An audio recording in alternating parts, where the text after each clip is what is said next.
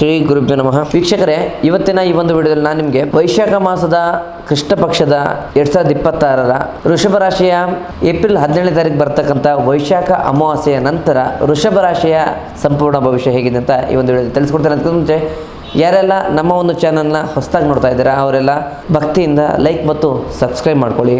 ಮೊದಲನೇದಾಗಿ ವೃತ್ತಿ ಮತ್ತು ಉದ್ಯೋಗದ ಬಗ್ಗೆ ನೋಡೋದಾದರೆ, ವೃತ್ತಿ ಜೀವನದಲ್ಲಿ ಈ ಒಂದು ವೃಷಭ ರಾಶಿಯವರು ಪ್ರಮುಖ ಒಂದು ಬದಲಾವಣೆಯನ್ನು ಕಾಣ್ತಾರೆ.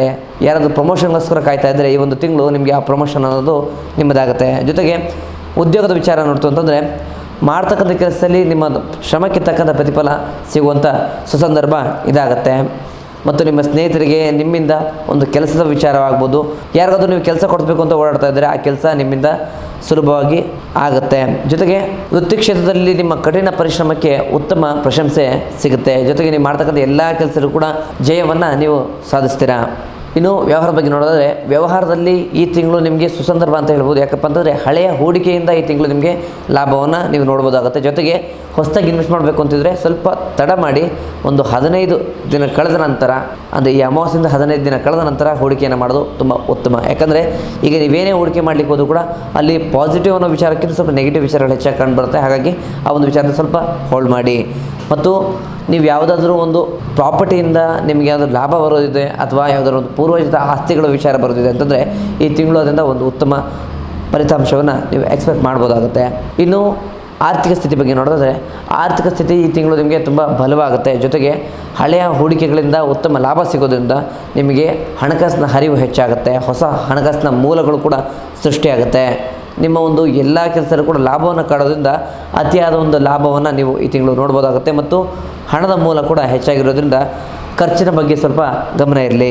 ಇನ್ನು ಪ್ರೀತಿ ಮತ್ತು ಕುಟುಂಬ ಬಗ್ಗೆ ನೋಡೋದಾದರೆ, ಪ್ರೀತಿ ವಿಚಾರದಲ್ಲಿ ನಿಮ್ಮ ಸಂಗಾತಿಯೊಂದಿಗೆ ಇದ್ದಂಥ ಸಣ್ಣ ಪುಟ್ಟ ಬಿರುಸುಗಳು, ಸಣ್ಣ ಪುಟ್ಟ ಒಂದು ಮುನಿಸು ಈ ತಿಂಗಳು ಕಡಿಮೆ ಆಗುತ್ತೆ. ಜೊತೆಗೆ ನಿಮ್ಮಿಬ್ಬರ ನಡುವೆ ಇರ್ತಕ್ಕಂಥ ಮೂರನೇ ವ್ಯಕ್ತಿಗಳ ಒಂದು ಆಗಮನದ ಏನು ಸಮಸ್ಯೆ ಆಗಿರುತ್ತೆ ಆ ಒಂದು ಸಮಸ್ಯೆ ನಿವಾರಣೆ ಆಗುತ್ತೆ.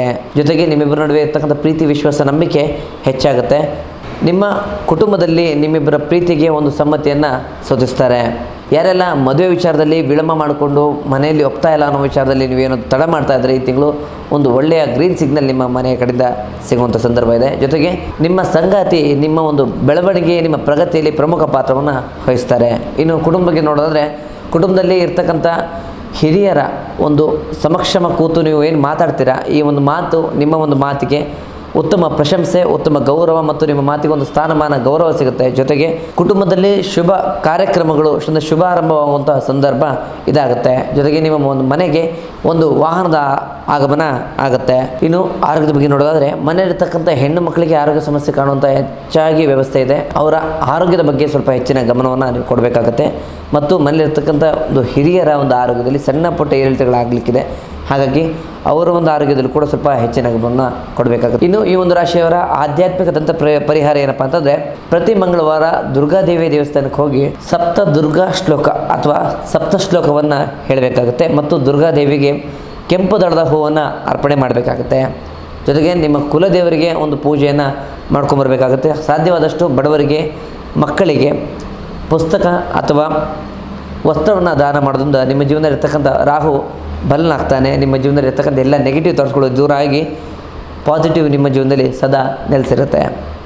ಇನ್ನು ತಂತ್ರ ಏನಪ್ಪ ಅಂತಂದರೆ, ನಿಮ್ಮ ಮನೆಯಲ್ಲಿ ಈಶಾನ್ಯ ದಿಕ್ಕಿಗೆ ಸುಗಂಧ ಭರಿತವಾದಂಥ ಹೂಗಳನ್ನು ಇಡೋದ್ರಿಂದ ಮನೆಯಲ್ಲಿ ಆಧ್ಯಾತ್ಮಿಕ ಜೊತೆಗೆ ಧನಾತ್ಮಕ ಶಕ್ತಿ ಹೆಚ್ಚಾಗುತ್ತೆ.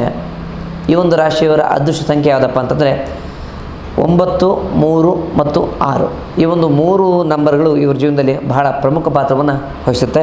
ಮತ್ತು ಈ ಒಂದು ರಾಶಿಯವರ ಅದೃಷ್ಟ ಬಣ್ಣ ಯಾವುದಪ್ಪ ಅಂತಂದರೆ ಕೇಸರಿ ಮತ್ತು ಹಳದಿ. ಈ ಒಂದು 2 ಬಣ್ಣಗಳು ಇವ್ರ ಜೀವನದಲ್ಲಿ ಪ್ರಮುಖ ಪಾತ್ರವನ್ನು ವಹಿಸೋದಲ್ಲದೆ ಇವ್ರ ಜೀವನದಲ್ಲಿ ಒಂದು ಹೊಸ ಹುರುಪನ್ನು ತರುತ್ತೆ.